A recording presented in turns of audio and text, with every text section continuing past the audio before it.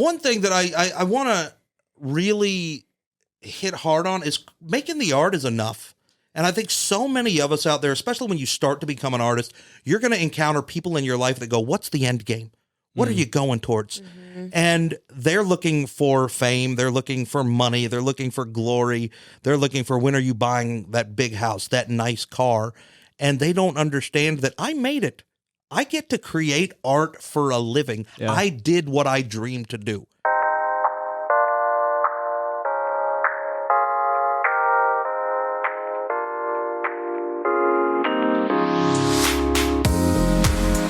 Welcome to the Cue the Spotlight podcast. I'm your host, Logan Stacer. And I'm your other host, Michaela Stacer. And we're going to get started with some Kansas City news. A $300 million amusement park is being built at the Lake of the Ozarks.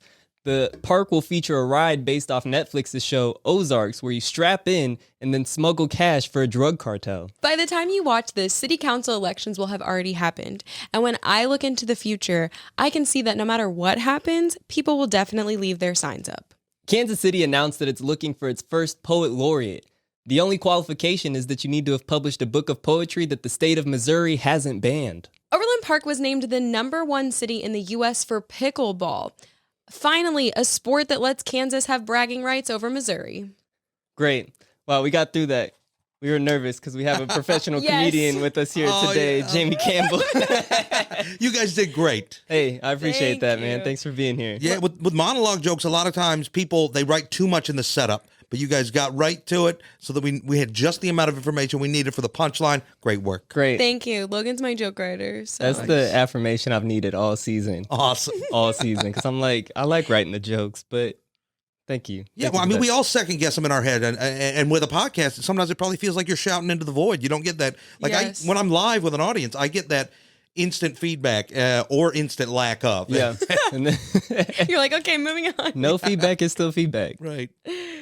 Well, man, it's great to have you here, Jamie. We've worked together a couple times. I saw your show, Big Dad Energy, that you're touring right now. I really appreciate you being there. I'm touring it right now. We're also in post-production on the special. Awesome. You were there when we filmed it, right? Yeah. It is looking incredible. I've got this team of filmmakers that I just feel like the universe just put in my path because they're so good that this thing is better than what my show is. Honestly, like I feel like it's a good show, but the elements that they're adding to it, interesting, as far as like color grading to make it pop and make it look as good as any special that you see out there on TV. They made the venue, which was a packed Kansas City venue, but they make it look bigger than it really was. Spoiler alert. Oh, wow. I guess that's not a spoiler, just a little trade secret. That's awesome. That's exciting. So hopefully, we're going to see what happens, and I'm hoping that it'll be released on some streaming platforms later this year. My producer and director are an incredible team, but I don't know what's going to happen with it, but hopefully people will be able to see it. Even if they can't see me live, they'll be able to see it from wherever they are, hopefully pretty soon. Yeah. Nice. So tell us, Jamie,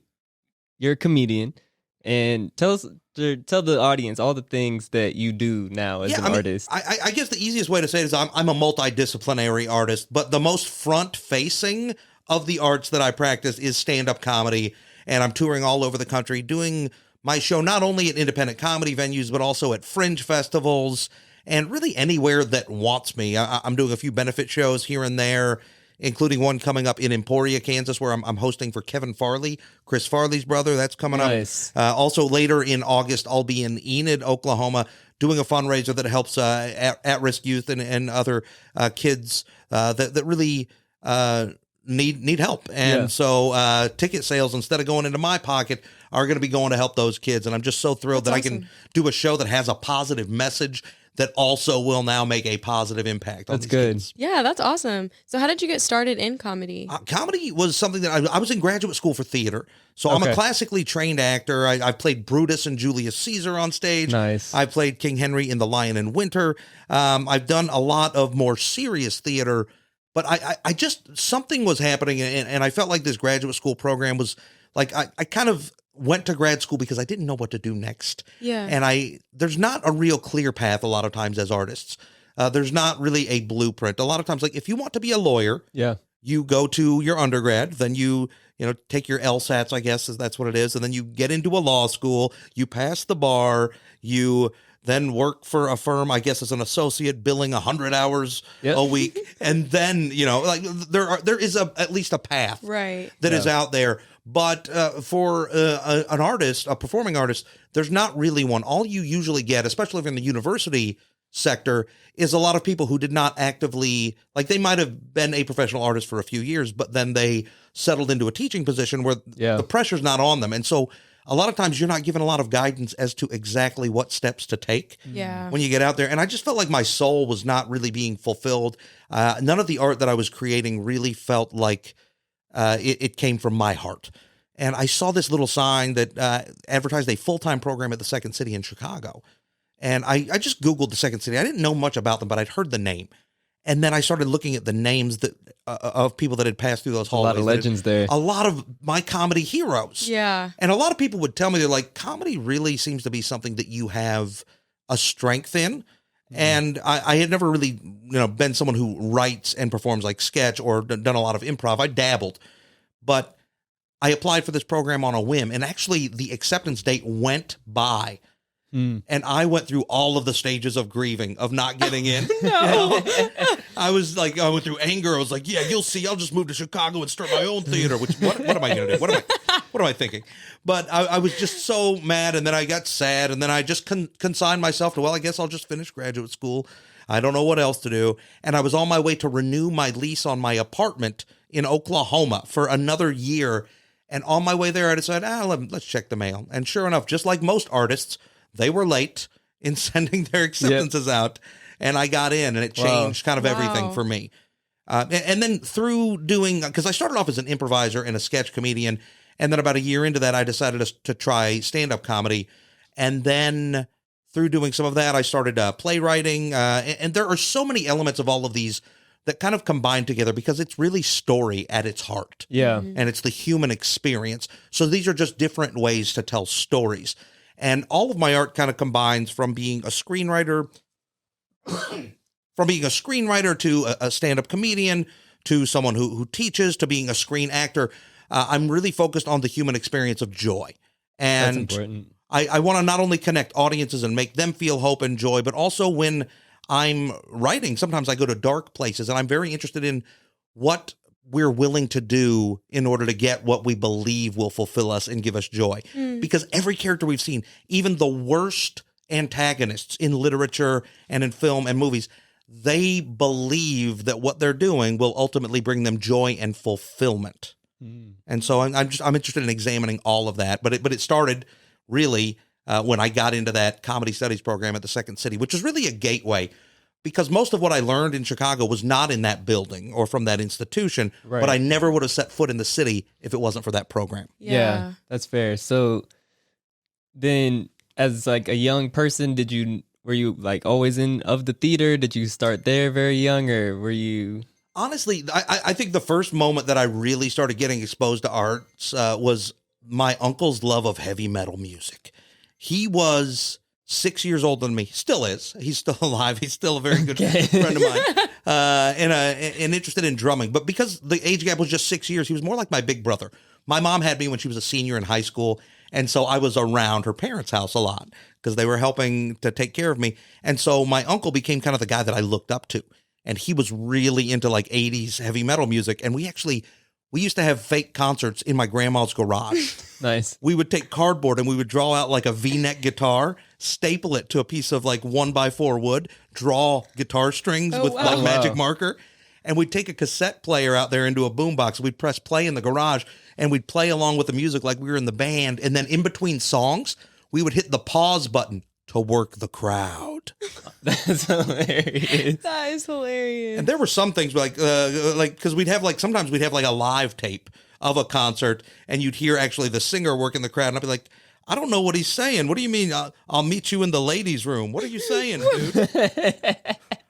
So was there a learning curve then, or where by the time you got over to like comedy and sketch, it sounds like you've been practicing since you could play the air guitar? Well, I mean, I was a kid that dealt with a lot of trauma as a youth. Like I dealt with a lot of toxic relationships with adults, and a lot of the adults that I saw, their relationship examples were also toxic. They ended up in these kind of cyclical relationships where there was a lot of abuse. And for me, arts were my escape. So I escaped into books. I escaped into that music. But when I was having those fake concerts, in my mind, there's this crowd out there and they're escaping through my music. And I think maybe that was the time that like kind of a spark began to be ignited. And I realized like, if the arts are letting me escape turmoil, if I create, maybe I can help other people escape and also feel not alone and connected. And so I think that was kind of an early spark. And like even in elementary and middle school, in the 6th grade, I had 2 giant notebooks filled with like more than 100 songs, lyrics. Wow. And I dabble in musical comedy now, but that's it. I'm not really a musician, but I think that was the beginning of me writing and wanting to connect to other people using words. And then stand-up just was a thing that like I used to like listen to. My dad would have cassettes of Cheech and Chong and like old Eddie Murphy and Richard Pryor stuff. And when he was out of the house, because I knew I wasn't supposed to listen to them, I would listen to all of this stuff. And it didn't originally dawn on me as something that I needed to do, but it always sat in the back. When I would listen to comedy, it was never something that I listened to and just thought, oh, that's something that other people do that I enjoy. I would listen to it and then start imagining myself doing that. So then fast forwarding back to your time in Chicago and Second City, and you're starting to cultivate these skills. What were some of those moments where you go from like imagining it to like, oh, this is me doing it. This is how you do it. What was that experience like for you? Well, I dabbled in stand-up at first. There's so many open mics in Chicago. It's a great place to get good because if I've got, say, a 3-minute set of material that I want to work on, so I've just written a new bit, it's just a few minutes long, I can go to 5 open mics in a Monday and start off here, make some adjustments as I go to the second mic, make some more adjustments, and by the end of the night, I've worked this material 5 times, and I have at least some idea of whether or not it's got legs or not.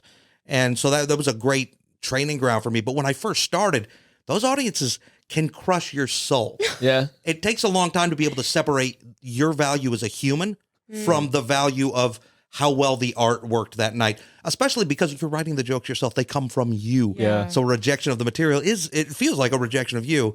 So I'd done it a few times and just dabbled, and I never felt really confident. But then I sat down one day and I said, well, if I'm going to try this, I want to know at the end of my life whether or not I could have done this. And the only way to really know is to be all in. Yeah. And so I decided, I said, I'm going to do 100 open mics as fast as I can. But then by the time you do 100 open mics, you're addicted. There's nothing you can do. It's like going, all right, well, I don't know if cigarette smoking's for me. I'm going to smoke 100 cigarettes and then we'll see. And then, of course, the next day you're craving nicotine. Yeah. Don't smoke, kids. It's bad for you. Yeah. So tell us about the first time you bombed. Oh, gosh, it was the second set that I ever had. That's the problem. If I'd have bombed the first set, I maybe could have been like, well, I tried and I'm done and can move on with my life.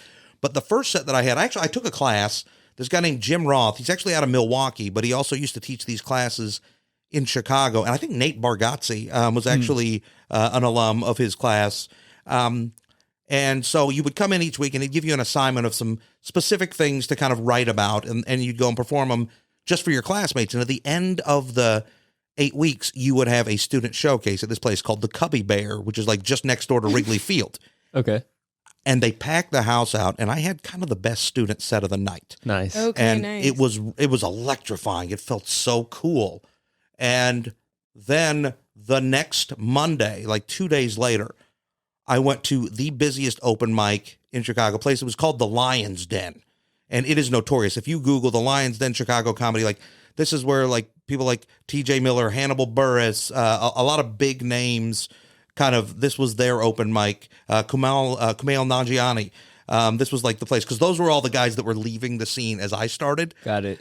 So there was like all of this legendary hype about how Chicago was really churning out these big new names in comedy. And so I went there, and the open mic list was like 100 people. Everybody's getting like 3 minutes max, maybe 2 minutes at this point, and I'm up like 73rd on the list. Oh gosh. And I'm just sitting there for hours watching everybody else go. It was so packed that if you're a comedian, you couldn't actually be in the room. You had to be in the other side of the bar, outside of really the comedy. And then like when you're like 3 away from going, then you could actually go into the room and stand. And I go up just feeling like, wait till they get a load of me. I just crushed at the Cubby Bear. And I walk up and it's dead silence. Nobody cares. And that was the thing that I also learned was like, people, if you bomb, unless you're terribly offensive, people don't hate you. They just don't care about you. Yeah. They move on with their lives. It takes a lot of energy to actively hate somebody. Yeah. They just move on with their lives. But I learned that, and I was like, I don't want people to be indifferent to me. And so I walked away just heart crushed. And that actually was before I decided to do 100 mics in a row. That was a time where I was like, oh man, I don't know if I want to do this. I think it was a couple months before I did stand up again. Oh, wow. But then when I decided to do 100 open mics, like I did that in probably less than 2 months.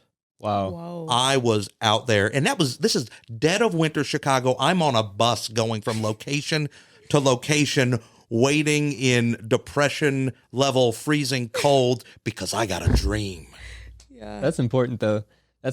So in that period of time, between like your first bomb to you do your 100 open mics, during that 100, what do you think like your bomb ratio was? Oh man, you know what? I think I got to the point that I started cultivating this interesting voice, and it's a lot different than who I am now. Sometimes I'll go back and listen to old school Jamie. First off, it was loud, and I have a booming voice now, but it was painful loud because at a lot of these open mics, there would be so many comedians, and if they didn't know you, this is when they would go take their smoke break. And a lot of comedians were smoking back then, a lot less.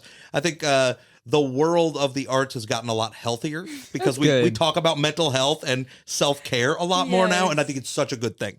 But it was not such a big thing then. Everybody was cynical about it all. And it was like, the world's terrible anyway, might as well smoke. And so everybody's going out and doing that. And when I would go up on stage, either they would go out and take a smoke break or they would just start having conversations at the bar. And I was like, man, I've worked all day thinking about what jokes I'm going to tell tonight. And now you want to talk through it? I'm going to be so loud that you can't hear each other. And I would get on the mic, and this was my energy. It was like, all right, oh, yes, what's going on? Hey, everybody. And that's a lot. That's exhausting over time, especially if you're doing an hour of that, which I certainly was not doing early on. But that one of the things that I cultivated was like, I have to be so high energy and so loud. And by doing that, then that started affecting the type of jokes that I could tell. Because when you're that loud, then you become this kind of caricature of a person. Right. And just like stupid jokes. My initial comedy was very like, we should be done with silent letters by now, Like, I mean, come on. Silent letters? Like what? Using a silent letter in a word, that's like taking a girl to prom and then refusing to dance with her. It's like, baby, you're just meant to look good on my arm and give me extra points when I play Scrabble.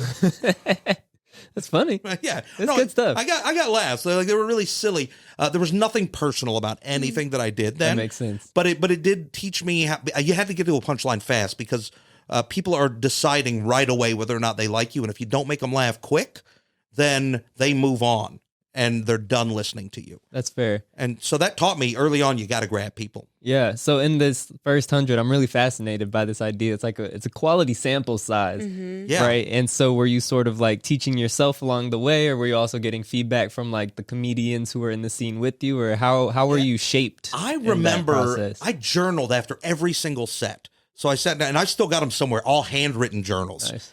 And there was a point where I was starting to get cocky because I had a few sets, and I look back now and I'm like, oh, you fool, you knew nothing. But also early on in Chicago, so many people start comedy and quit early. And it takes a lot of energy to befriend somebody and hang out with them. Because if you're a hardcore stand-up, you're seeing a lot of the same people at all the open mics. So I would be traveling to all of these open mics, sometimes 4 or 5 in a night, and I'd see a lot of the same stand-ups. There were some stand-ups that I would see only at one. And a lot of times they were the dabblers, but then some that I would see at all of them. But you'd also I'd notice every couple of weeks that like there were a couple of people that seemed like they were really going for it, and then they quit. Mm-hmm. And you're already just in this short amount of time seeing people cycling out because it's hard to focus, especially if you're feeling like you're getting rejected over and over again. And so what I realized is like a lot of these comedians, they're not giving me the time of day because there's probably only so much time that you can invest in befriending people and then never seeing them again. So that's like, we're not going to waste our energy being your friend if we're not sure that you're going to be around. But then a couple of months in, I remember specifically, I was at an open mic at a place called Hoghead McDonough's in Chicago. A lot of these like Irish name pubs would have open mics. Makes sense. And there was a comedian named Mike Sheehan. At the time, he was like the comics comic. He would get up and break all the rules. Like, Almost like he had some call and response jokes, and some of the jokes were like regular audiences were like, I don't understand what's happening, but comedians in the back of the room would be falling down and dying. And like, because like he'd get the light and then he'd get the light a second time, which means your set is done. You've gone over your time. And then he would just stand on the stool, refuse to give the microphone to the host and be like, just one hot bit. Just give me a second. And I remember seeing shows where like the host literally kind of playfully would have to carry him off the stage. It was really funny. So I really enjoyed his material because it was always different than anything you were going to see that night. He was asking me about the room. It was one of the first times like a comedian that I respected like came up and asked me, was like, yeah, hey, what's the energy like in this room? I was like, I don't know, man. They're into some stuff. Like they do seem to be into weird stuff, you know? And he goes, oh yeah, that's cool. Yeah. Cause some of your stuff's weird. And I was like, oh, he knows my stuff. That's funny. That became like a big deal to me. Yeah. That moment, that was the first time that I felt like I'd kind of connected with another comic. That's good. That is good. So how long did it take for you to book your first job? The first gig that I had, I want to say it was a couple of months in, maybe 3 months in. And then I started booking these little independent showcases. It was a woman named Lauren Vino, who is actually back in Chicago now. She moved to New York for a while, and she's on the Chicago scene. I remember specifically the show was called Comics and Tonics, and It was her booking the show. I think she was co-booking with a guy named Junior Stopka, and Junior is actually Doug Stanhope's opening act right now on the road. Wow. So he's gone on to do pretty well for himself. He's a good guy. And I remember just a lot of silly, just really quick bits. I can't even remember what like most of my jokes were, but they were in the vein of that like silent letter. Or like I remember it being really cold, and I was like, did you guys realize it was going to be this cold?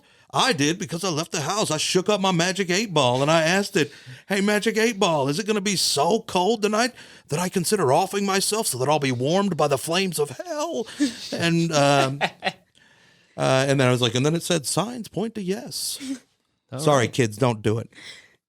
Yeah, but it was like a lot of dark stuff, but also silly dark. Yeah, that makes sense. So we have a section of our show called Free Game, where you look into that camera and give the audience some free game, specifically perhaps about writing comedy or doing comedy. Yeah. And it sounds like you learned a lot during this time of your life. So would you like to give some free game to our viewers? This is something that I wish I'd have learned early on. And this is advice that I give comedians now is a lot of times we think we got to come up with something funny. And that is putting this pressure on your brain right away. And it doesn't work. And I'm telling you now, when somebody comes up to you, if you say that you're trying to do comedy, they're going to go, oh, cool, tell me a joke. And even though you're funny, even though you've written jokes, your brain is going to freeze up and you're going to be like, oh, I can't. I've been doing this for over 15 years, and that's what happens to me still. So when you're writing, don't put that pressure on your brain to be funny. Instead, start asking yourself, what do I believe in? And then try to find a way to take that thesis statement and back it up with some humorous examples. For example, I believe that if we're ever going to have true equality, we've got to be equal on all of the small things. Those are some of the things, like we can look at a lot of the small things that are not equal right now. And until we start looking at all of those things, we'll never get to big picture equality. For example, women, they don't have pocket equality. Look at the amount of pockets women don't have. Men, you got all sorts of pockets, right? Ladies have to store things in their bras because we're not giving them enough pockets. Every time a woman sees a guy in cargo shorts, that's got to feel like a slap in the face, right? Now, that's a joke, but it stems from my belief that everything needs to be equal. We need to look at the small things in order to eventually achieve full equality, if that makes sense. That's great. That's real practical. Thank you. Yeah, like absolutely. For that free advice. We're getting towards pocket equality, though, because I got some cargo pants on. That's great. Yeah. We're moving forward. That's good to hear. Moving forward, yes. Nice. So in this this time of your career, so you do your 100 open mics. For context, how long ago was that? This was 2008. Barack Obama had just become president. Okay. Nice. Yeah, I learned stand-up in Chicago during the Obama years, and that was a really exciting time to be talking about the world on a stage. For sure. So That's cool. 2008, you're doing these open mics. You said you've also dabbled in sketch. You also dabbled in screenwriting. So when did that sort of start to come into the fold for you? sketch comedy was one of the first things that I was doing because I got into the Second City's comedy studies program, where this is a full-time program, literally Monday through Thursday. You're going in the morning, you're leaving right as the evening's starting. Wow.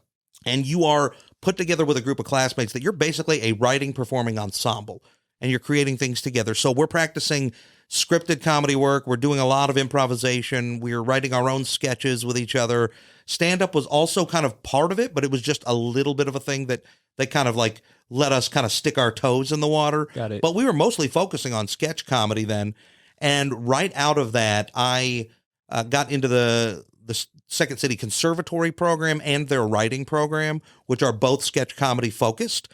So that was, I would say, essentially my primary focus. But then in between those classes, I started venturing out into other areas of Chicago's comedy community. Okay. Screenwriting, honestly, like I wrote a play with Amanda Murphy, who is now, she went from being one of my classmates to now one of the top music directors at the Second City. Wow. And she was out of practice. She was a singer who was also an improviser and sketch comedian, but was out of practice on playing the piano. But in order to score the music for the musical that we were writing, she actually had to play with this computer program that would then write the music for her. And she got so back in practice that now she is a music director for the Second City professionally. And it's kind of a cool success story. Wow. So in this this trial and error period, how many things did you write that people will never see? Oh, so many. And some of them actually ended up on a live stage, but that audience was the only people that will ever see them. That's fair. It's a cult classic. I was so lucky to get a job at a place called the Comedy Sports Theater in Chicago. And that, I would say that's the place where really I got, I had the freedom to fail without a lot of consequence. They were the Comedy Sports show that was their main ticket seller was on weekends in the primetime slots, but they had this theater 7 days a week and they needed to fill time with content. They gave me Monday nights, which for 5 years running, I had a stand-up showcase from 8 to 10, and then from 10 p.m. to 2 a.m. hosted an open mic. When we started, before I got friends to help me host, I literally would MC that building from 8 p.m. to 2 a.m. every single Monday. Wow. And then they gave me the Friday midnight slot, which is low risk because basically they just would take the people that bought tickets to the 10 p.m. higher price ticket show. They wanted to just keep making money at the bar. And so we would give them free tickets to the midnight show and they would continue, buying drinks and things like that so that the venue would keep making money. And so I would program our late night stuff. And for a year and a half of that, I hosted a talk show every Friday. Wow. And we would write desk bits, a monologue. We found that rather than real guests, it was a lot more fun to have character guests for this wacky, crazy midnight show. And it was a blast. Some of the people from that show have gone on to have Comedy Central specials, to write for like The Tonight Show. One was the social media coordinator for At Midnight on Comedy Central. I think he won an Emmy for that. Wow. Ended up being the editor for Mad Magazine before it went under. Kind of he was the last editor for Mad Magazine, which is kind of cool. Yeah. That is really cool. Yeah, it sounds like a lot of hard work goes into it. In Chicago especially, there's like a whole ecosystem of people like on the grind for comedy. The moment that you relax, somebody else is going to step into your spot, which is why I had to leave. It's a great city to get good, but it's not, for me, it wasn't sustainable because I can't grind and hustle my whole life. I don't want to do that. Yeah. I want to create art that fulfills my soul, and that to me is something, that's where my career is now. I'm doing it on my own terms. That was a great place to get good at my work, but now I'm not worried about pleasing people or getting gatekeepers to allow me to do anything. I'm making the work that I want to do, working with artists that I respect and helping try to lift other artists up and make opportunities for them. But I'm done hustling. Yeah. Do you think Kansas City is a good place for you to still showcase the comedy? Or how do you feel like Kansas City has fit into this scene? I love this city's aesthetic. I think that it's a city where the art scene isn't looking for fame. You make desperate moves when you're looking for fame. When you're looking to do work that feeds your soul, then you start to create things that matter. And there's an audience out there for all of this work. And you do not any longer have to be in New York or Los Angeles in order to create and get your work out there. I'm touring the country this year, doing a show that I wrote during the lockdown part of the pandemic. I threw out 12 years of stand-up material because it didn't reflect who I was or what my values are as a human anymore. Yeah. And I was terrified because I was like, what if people don't like a positive comedy show? And then because I couldn't rehearse a lot of the sincere moments at open mics because, well, first off, COVID and my in-laws are old and immunocompromised. And with where they're at medically, I did not want to risk that. I couldn't forgive myself. And so like I'm practicing in front of a mirror. I literally would practice with stuffed animals and then photos in frames to get me used to talking to like people in a room again. That's funny. It was ridiculous.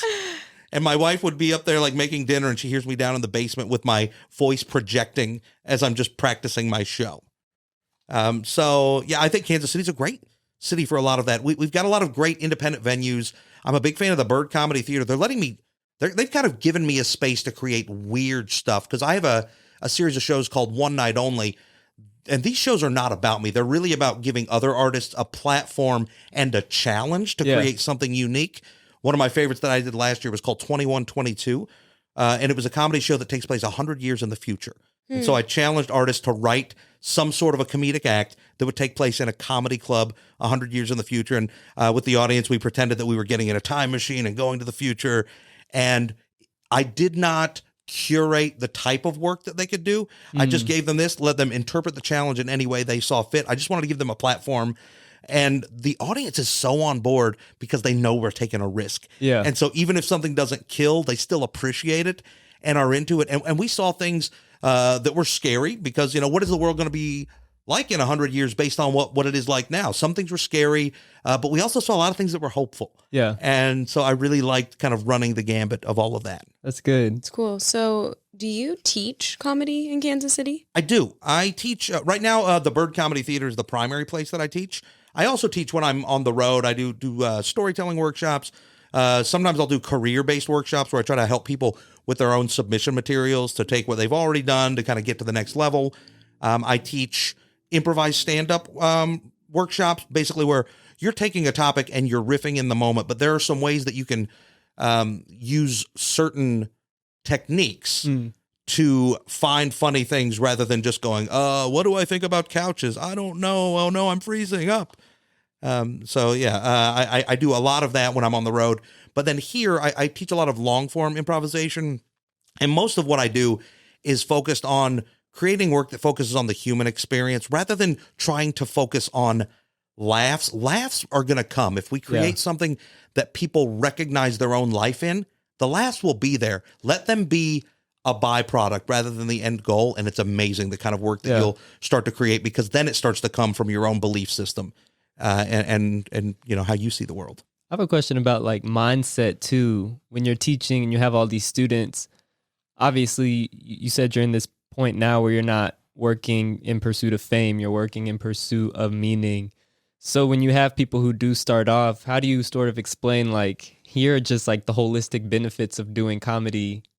Career things, aspirations are secondary, but what's like, how do you orient people's mindset around just do comedy? Yeah, well, I mean, first off, if you're in Kansas City, it's rare that you're jumping into certainly like a level 1 or an early level improv class with fame as what your ultimate goal is. It may be something that you're like, it would be kind of cool if, I got discovered. But what I do is that never enters the conversation for me. That's not what I'm focusing on. So I'm not going to go in and go, here's your dream, let me crush it. Yeah. Instead, I want you to do good work, because if that is your ultimate goal, but you do good work, you're going to get closer to it. I'm really interested in shining a light on what my students are capable of and letting them walk out with tools to do work without me. If they walk away being someone who understands how the art works better and can start to create things on their own using tools that they discovered how to use, then I've done my job. If they walk out feeling empowered as artists, feeling like they matter, feeling like nobody gets to tell them they're not allowed to do this work, then I've done my job. That's good. So yeah, I'm all about just trying to empower students. I do focus on the things that they're doing right. I think that's so important for an early artist, is for somebody to go, you have value. Here's something that you do that is working. And if something's not working, I try to challenge them to do other things in the hopes that that will go away, so that then we're still focusing on the positive. But I also, when something doesn't work, I'm like, well, that didn't work, but let's talk about it. Yeah. I very much focus on the philosophy that there's no such thing as failure in art. Everything we do, everything we've ever done, we've survived our whole lives, or we wouldn't be here, right? It's true. Yeah. So you either succeed or you survive and you grow from it. So it's okay if like something that. doesn't go bad. It's helping you get better. Yeah. So for, say, someone who's like, I want to do comedy, sort of explain what is like, how can they just jump into the Kansas City scene? Yeah. And talk also about like the importance of having someone to give you feedback, so you don't just feel like you're just talking to the void or talking to an audience. Yeah, well, I'd say when you're looking for somebody to give you feedback, look at where they are at. If they are where you want to be, then that may be the type of person that you look for feedback from. Also, like, don't ask after your set. Ask before you've performed, because chances are that person wasn't looking at what you were doing with the eye for giving you feedback. And a lot of times that might not necessarily be the best experience. Also, start giving yourself feedback. Like, record your set, record the audio, record the video, and try to watch it. And also talk to yourself in the way that you would a friend. Because if you've got a friend that's trying this, first off, it's brave that they're even doing this. So give yourself a break. And also realize that all of your heroes have had terrible sets. They didn't start off good. It took them years.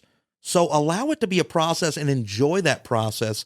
All of the little bitty steps that you take to get better, let those be victories along the way. And if you have no idea where to get started, I would recommend, if you're somebody that's looking to do, say, improvisational comedy or sketch comedy, trying to find a place where there's a class is a great idea. I'm a big proponent of the Bird Comedy Theater. They're a newer venue in town that they hire me, and I'm one of their ensemble members. But they have created this amazing sense of community. Every Thursday night, they do an open jam night where literally anybody, regardless of your experience, can go in and sign up and get up and improvise with them. I also run an open mic after that, and it's one of the most positive open mic experiences that you can have. Nice. Because when I started hosting it, I wanted to create the space that did not exist when I started. And I know that there are a lot of people from marginalized communities that can go to a lot of other open mics, and they see people getting up and essentially making light of who they are, and they're the butt of the joke, and they may not feel comfortable then or empowered then to get up on a microphone. Or they may also go, I don't want to get up and have to fight for my existence and my right to just be who I am.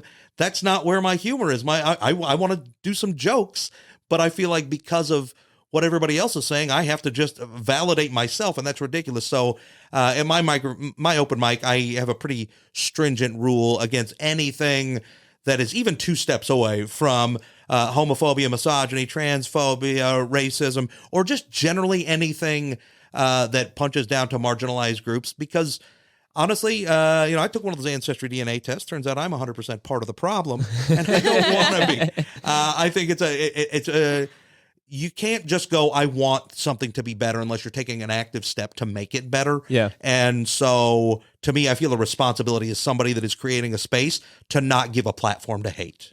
That's powerful. That's good. So anyone can sign up for the open mic? Yes. That's Thursday nights? Yep, every Thursday night. Signups are at 9:00, and it's just a bucket draw, so it'll be a random order that I then post after, but signups are from 9 to 9:30. And also, if you're on like Facebook, there's a KC Improvisers and a Kansas City Comedians group, and I post a challenge every week, because if you're starting stand-up, it can be intimidating to just think about something to write about. Yeah. And so every week I'll post like a challenge for people to come up with something. Like a couple of weeks ago was like, come up with a brand new holiday and tell us that. And then like last week, I think it was like, come up with a conspiracy theory that doesn't exist. Nice. And so I'll do that. And it's not mandatory. Everybody doesn't do the challenge, but it's just there if you're like, I feel stuck and I need something to focus my efforts on this week. Yeah. It sounds like you're really like a leader out here in the comedy scene in Kansas City. Yeah, I'm just trying to make a place that, I don't know, I think being of service was a big thing when I started looking at my own values. And when you want to focus on the experience of human joy, part of that has to be creating that and creating a place where people can find their own joy. And I think that there is a responsibility when you've been doing this long enough. If you want a better scene for artists to grow, then you have to create that. And I'm interested in collaborating with artists that are empowered, that have a voice that's different than my own. Yeah. Because that's the only way that we really create a fully well-rounded artistic scene. Everybody's got to feel like they're represented up there. Yeah. And then the conversations that cause change can happen. But if I'm not helping other artists get to that point, then I don't have people to collaborate with. So maybe it's a little selfish. I don't know. That's fair. That's fair. So between putting together these shows, you have your own show that you're touring. Tell us, like, what are all the projects that you're actively working on right now? I'm gonna try to remember them all. Of course, Big Dad Energy, the live special. We are working in post right now, and it looks so good. I'm very excited to share that. And the live show, I'm touring all over the country right now. My next stop is going to be later this month. I'm going to be in Dallas at Stomping Ground Comedy Theater. Nice. Then next month, I'm going to be in Chicago, and then at the Tampa International Fringe Festival. And then I think June, I'm going to Atlanta, July, Washington, D.C., and then in August, Indianapolis, Minneapolis, and the thriving metropolitan of Enid, Oklahoma. So, Beautiful. yeah, just kind of all over the place with that. In addition, as a screenwriter, I've got a lot of cool things going on. I've got a horror short that's actually being shot in the UK right now. Wow. It's called Morning Sickness. It's a very dark script. And it's kind of wild to have this director out there that's like kind of taking the reins, and I just let go. Like, he'll give me updates, but there are some changes that are happening, and we'll see how they go. Yeah. But I trust him. He does amazing work, and that's why I signed off on letting him create this work. I've also got another horror short that I'm in talks with a director right now. It's won like 6 screenplay competitions, and it's about a fully grown woman that's approaching middle age who brings people back. She brings guys back to her childhood home to feed them to the monster under her bed. Oh, gosh. Right? It's wild. And I have a director. I don't want to accidentally drop a name before we've had an agreement, but and it's not a big name, but he is a very good filmmaker. And I'm very excited about that. And I think I'm probably going to actually star in it. And it's the first time. Wow. I didn't initially write it to star in, but he was like, I assume you'll be playing Kevin. And I was like, yeah. But I did recently star in another, in a short, it's basically sitcom pilot length, but it's actually, it's a really cool concept. It's called the Sitcom and the Drama. And it goes back and forth from a stylized sitcom to a very emotional drama.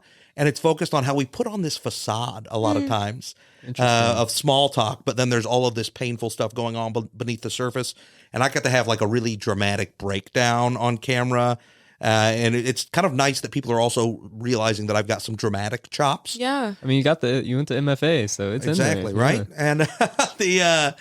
And what else is happening? I am shooting another short called Nobody Cares this week, where I play a canceled comedian whose life is in shambles, giving advice to a young comedian. And so that's kind of a fun, even though I'm playing a comedic character, it's kind of a dramatic script. And yeah, so that's a lot of fun. I've got a feature-length screenplay entitled Call Me Thor that is semi-autobiographical. It's about a kid whose mom, he and his mom run away and change their identities. They're on the run from the abusive men who refuse to let them go. And it has won a bunch of screenwriting competitions and is right now one of the top 2% of feature-length screenplays on Coverfly, which is the primary screenwriting website. And so now and then I get these notifications that like some industry person has downloaded it, and I've had a few nibbles, but nothing has ever quite felt right. And since I'm not looking for fame, I say no if a project doesn't feel right. And so I've walked away from a couple of potential directors. It's such a personal story that I want to make sure that it's told the right way. Yeah, for sure. And I foolishly wrote things like a car chase into it. So, it needs a little bit of money. Yeah, that's fair. That's fair. And I'd say, let's see if there's anything. Oh, and then just the things that are going on at the Bird Comedy Theater. That's where I do stuff here locally. And I am producing a show called The Swing Set, where comedians swap set lists. That's fun. Yeah, you basically take your topics and I take my topics, and 24 hours before the show, I'm going to give each of the comedians their topics. They'll have a day to write a brand new set based on the other comedian's topics. The audience will see that new set, but then the comedian that was their original set will also come out, and you'll see the original set that those topics were inspired by. It's a blast. I did it under a different name pre-pandemic, and it was always a lot of fun. So I'm excited to bring that back. And then a few other things. There's Birdstock 2, the concert to save the world 2. It's another one of my theme shows where I've challenged musical comedians to come up with a music act that we would do, like sort of a fake benefit concert. The first year it was a totally fake benefit concert, and we were standing room only. Funny. And it was just like, we never explained what the cause was. Like, we're saving the world. That was it. But this year we're actually going to get some charitable contributions because we packed the house out. So we can make fun of those and still actually do some good. So I'm excited about that. That's good. Well, we have another segment on our show called Do the Thing. And if you have any maybe new material or anything you'd like to share, this is your space to do the thing. All right. I'm just going to give you a little piece of Big Dad energy because we're talking about it a lot here. Yes. And if you're listening, then maybe that will make you interested in either seeing the special when it comes out. Maybe you're in another city, you want to book me, or maybe you just see me coming to your town and you want to check that out or see anything that I'm doing. So you may have already, I've had a lot of jobs, on my way to being a comedian. None of them ever really worked out. But you probably guessed this already, just by looking at me. I was once the assistant manager at Claire's Boutique. It was the late 90s. I had frosted tips. I fit the profile. Now, before I worked at Claire's, I actually had another job in the mall. I worked at a place called Mr. Bulky. That's the bulk candy store where in a single purchase, you can go from perfectly healthy to full-blown diabetes. I knew, because one of the perks at that job, I had to get out of there because if you work at Mr. Bulky, you get all the free candy you can eat. But with this metabolism and my lack of impulse control, that was a death sentence. I had to leave. Now, the thing about working in the mall is if you don't like your job, just wait till your lunch break and go get another one. So that's what I did on my lunch break. I walked past the food court, said hello to Mrs. Fields, and I saw a sign in the window of Claire's Boutique that said, now hiring. And I was like, dare I? Well, I did dare. I went in, I applied, and I got the job. And I mentioned this is the late 90s, and the Spice Girls and Hanson were really popular. We sold a lot of their merch. I remember we sold this Spice Girls lunchbox in pink letters across the front. It said, spice up your lunch. We also sold a Hanson lollipop. Yeah, it's called an Pop. It's a hot seller. And part of the job when you work at Claire's is piercing people's ears. Yeah, putting holes in the bodies of humans for $7 an hour. Because, when you're getting your flesh punctured, the place you want to go is sandwiched in between an Orange Julius and a Spencer's Gifts. You would also think a job like that would include a lot of safety and sanitary training. It did not.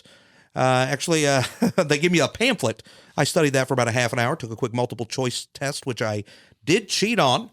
Then I practiced one time on a piece of cardboard and got in the game. And people would bring in their newborn babies to get pierced. They'd be like, I just had this baby. I want you to put a hole in my baby. And I'd be like, I am qualified to do that. Set that little sucker down. And I learned this the hard way. When you're piercing a baby's ears, you want to do it with a partner. Because if you do it by yourself, you got to pierce one ear and then the other. But you pierce that first ear, the baby throws a fit. That's all she wrote. You're never getting to the second ear. But what happens, though, because babies are tricky, right after you pierce that first ear, there's about a second and a half of silence. Just enough time for a little hope to creep into your heart for you to say to yourself, oh, thank God this one's not going to cry.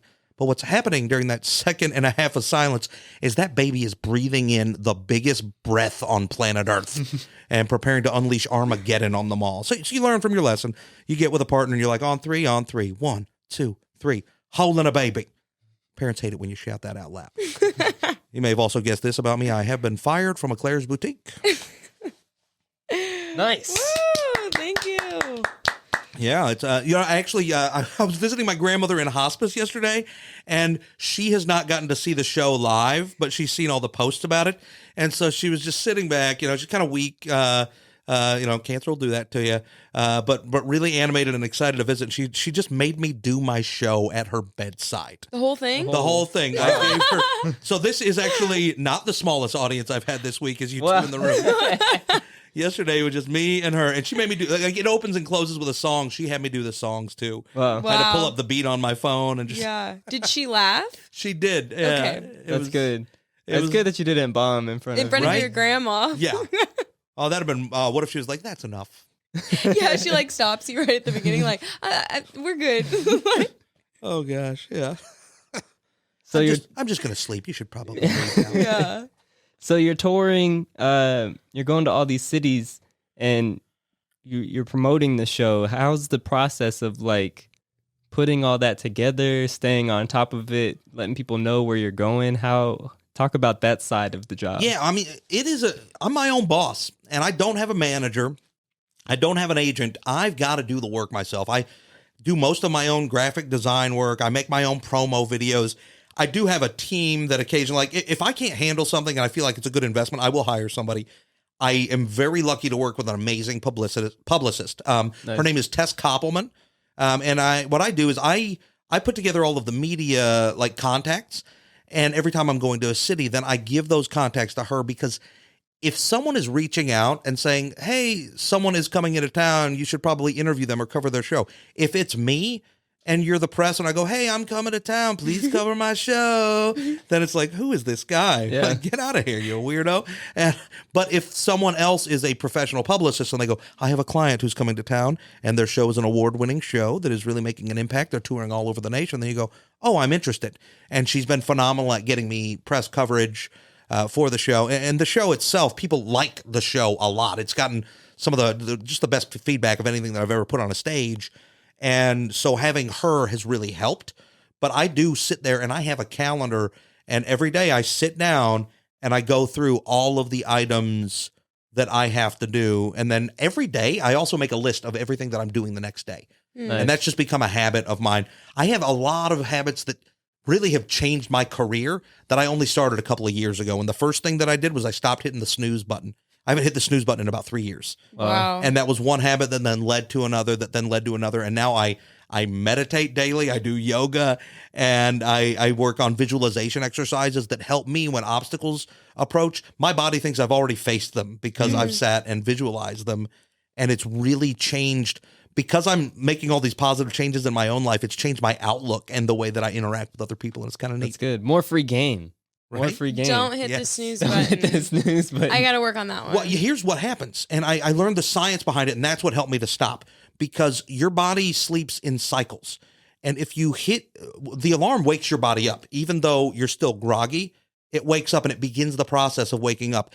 And if you hit the snooze button and you go back to sleep, that 10 minutes doesn't help you. Your body needs about 4.5 more, about 45 more minutes at least. If you don't have at least 45 more minutes to sleep, just go ahead and get up. You're going to be less tired in the long run.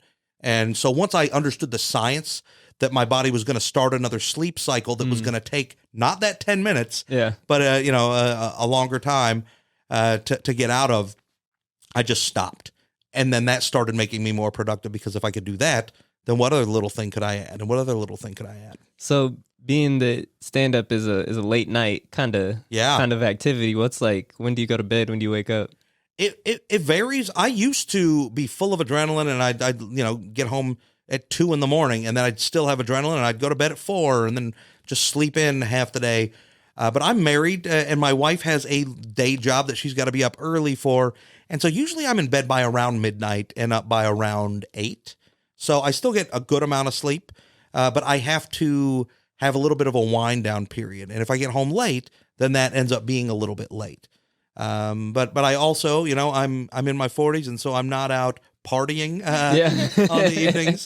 So it's a lot easier to wind down and also to get up when you're, I try to make sure that I'm putting fuel in my body, especially as a big guy. If you look at my family, like genetically, we are not blessed with great metabolism. So I have to actively try to make healthier choices. But also when you start to love the work that you're doing, it's easier to take care of yourself because you're looking forward to what you're doing the next day. Yeah. So as like a professional, when did you make that step? It sounds like you get to do this full time, yeah? Yeah. Well, I started doing it full time about a decade ago, but it was a real struggle for a long time where I was barely getting by. Like I talk at the end of my show, Big Dad Energy, that when my wife met me, I literally did not have a bed. I slept on an exercise mat. I lived in an apartment that had a bullet hole in the wall from a previous tenant who I'm assuming either didn't get his deposit back or definitely did. I didn't have a car. I had a bicycle.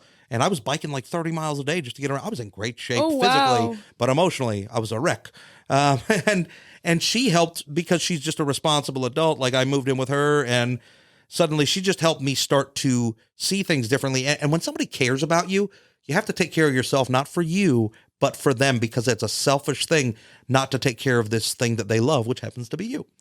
And so that started allowing me to see more worth in myself. And I started seeing myself as worth taking a lot of these other steps. But also when you're with someone, poverty is so hard to get out of. Yeah. It really is. When you have just a little bit extra, the fact that I can go and buy toilet paper at Costco, save a few dollars in the long run, like all of those little measures add up.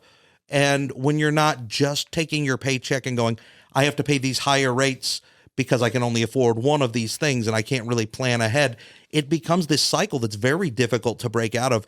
And when I started giving up other day job things because I wanted to do work that I love, I found myself very much below the poverty line for a long time. I learned a lot about comedy, but it also took me having someone else help support me. And I won't lie, she kind of helped dig me out of that poverty. Now I'm at a point where if I was on my own, I think I could support myself a little bit more comfortably. But I won't deny that it is nice being in a 2-income household where she is the main breadwinner. Yeah. Well, that's good. That's good. So for your the long-term vision, for your visualization exercises that you've done, where do you see yourself? Yeah, one thing that I want to really hit hard on is making the art is enough. And I think so many of us out there, especially when you start to become an artist, you're going to encounter people in your life that go, what's the end game? What are you going towards? Mm-hmm. And they're looking for fame. They're looking for money. They're looking for glory. They're looking for, when are you buying that big house, that nice car? And they don't understand that I made it. I get to create art for a living. Yeah. I did what I dreamed to do. If I just do this, what I'm doing right now, for the rest of my life, I did it. I achieved the dream. I get to create comedy on my own terms. I get to create work that packs houses here in one of the biggest mid-level cities in America. Mm-hmm. I get to put it out on the internet in ways that people are affected by. I get to sit and write every day and escape into story, and other filmmakers are starting to want to make my work. All of that, that's the dream, right? Yeah. Like the only other thing added to that would be fame and fortune. Now, I want a bigger audience, of course. I want a bigger platform, of course. But I don't want it so much that I'm willing to sacrifice the truth and the human experience for. I'm really lucky that I'm in a point where I can say no to things. I used to not be that way because I was scraping to survive. And so sometimes I'd have to say yes to a gig that felt like it was in many ways exploiting or taking advantage of me, paying me less than I was worth, or making me do work that I didn't feel like was true to my artistic soul. And now I don't have to say yes to those things. So that's also a thing that feels like I made it. So long term, I would love to be able to have a bigger platform that I can help other artists and lift them up and create work that makes us all look around and go, wow, we're putting something into the world that is making things better for people, because this is a place where there is so much that can corrupt your mind and your soul and make you just feel negative and hopeless. And if I'm putting more hope into the world, that's the big picture, is I want to leave this world with more hope than it gave me when I started out. That's beautiful. Yeah, I like that you're so service minded. I think you have to be. For me, you know what I've noticed though is my own personal career started taking off in ways that it never did before, when I started trying to help other people and do it with zero expectation. So if I lift you up, your job is not to lift me up. I lifted you up. You go around, maybe lift somebody else up because somebody else is going to come around and they're going to lift me up. But either way, just seeing you up there, I know that I lifted that person up, and that feels pretty good right there. Yeah. Well, the way that we like to end our shows is with a rap cap, which is where she will freestyle rap. What? About you. What? In this conversation. Oh, snap. So you get to be serenaded. Are you ready for this? I'm pumped. Okay. Give me a second. I'll have to channel it. Okay, I'm ready.